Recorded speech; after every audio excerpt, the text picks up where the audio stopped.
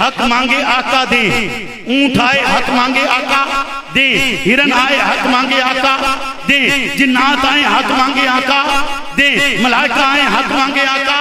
بولیے نا آقا دیں۔ اور پھر کائنات کی وہ ہستی جو آپ کو محبوب ہے اور رسالت میں آپ کہتے ہیں کہ مجھے عورتوں میں سب سے زیادہ محبت عائشہ سے ہے اور مردوں میں عائشہ کے باپ سے ہے، وہ اس دنیا سے رخصت ہوتے ہیں، اس کے رخصت ہو جانے کے بعد جب اس کا جنازہ اٹھتا ہے اور جنازہ اٹھنے سے قبل وہ وصیت کرتے ہیں کہ میرا جنازہ لے کر جانا، گنبد خضرا کے سامنے رکھنا اور پھر رکھ کر آواز لگانا، آواز لگا کر کہنا کہ اگر اجازت مل جائے تو مجھے وہاں پر دفن کرنا، اگر اجازت نہ ملے تو مجھے واپس لے جا کر مسلمانوں کے عام قبرستان میں دفن کر دینا۔ گنبد خضرا کا سایہ ذرا توجہ کرنا، مواجہ شریف ہے، آپ کا دروازہ مبارک ہے اور اس دروازے کے سامنے اس حبیب کا جنازہ ہے جو آپ کے ساتھ مکہ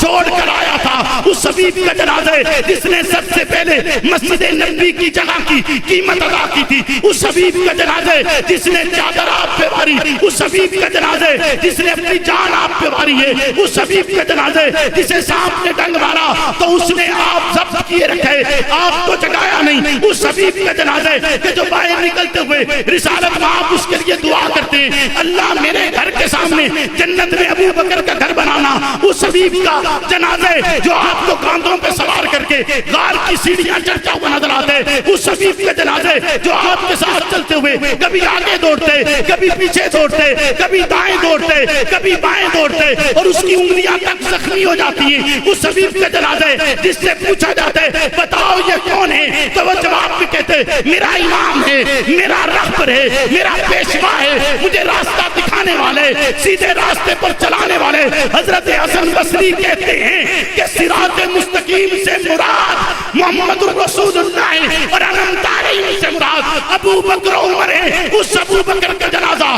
گنبد خضرا کے سامنے جو خلاق عالم کی بارگاہ میں دعا کر کے پکار کے کہتے اللہ میرے پاس مال بچا ہوا ہے، میں چاہتا ہوں محمد اسے خرچ کر لیں، مجھ سے پوچھے نا کیونکہ دینے والا ہاتھ اوپر ہوتے، لینے والا ہاتھ نیچے ہوتے، آقا کے لیے دعا کرتے ہیں اور دعا قبول ہوتی ہے اور محمد اس کے بعد جب بھی ابو بکر کا مال خرچ کرتے ہیں ابو بکر سے اجازت طلب نہیں کی جاتی، وہ جو سارا گھر محمد کی بارگاہ میں لٹا چھوڑے اور دیواروں پہ ہاتھ پھیر کے دیکھے سوئی باقی تو نہیں بچی، اس حبیب کا جنازہ ہے تو پھر صدا کیا آتی ہے جس کو کرم کے لیے بھیجا گیا تھا، جس کو مہربانی کے لیے بھیجا گیا، جس کو شفقت کے لیے بھیجا گیا، جس کو مہربانی تقسیم کرنے کے لیے بھیجا گیا، وہ صدا لگاتے ہوئے کہتے ہیں حبیب کو حبیب سے ملا دیا جائے کیونکہ تجھ کو بھیجا گیا ہے کرم۔